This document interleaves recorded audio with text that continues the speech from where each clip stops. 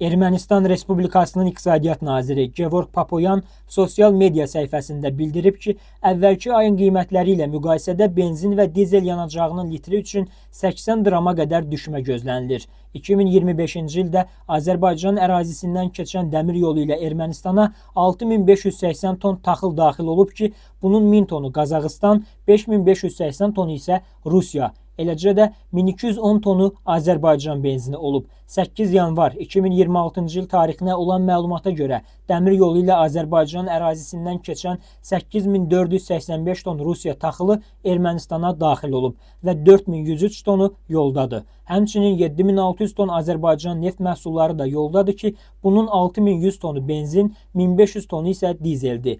Daha əvvəl qeyd etdiyim kimi, əvvəlki ayın qiymətləri ilə müqayisədə benzin və dizel yanacağının litri üçün 80 drama qədər azalma gözlənilir. Sizə məmnuniyyətlə bildirirəm ki, bu inkişaf səbəbindən neft məhsulları satan digər şirkətlər də qiymətləri endirmək üçün çalışırlar deyə nazir sosial media səhifəsində yazıb.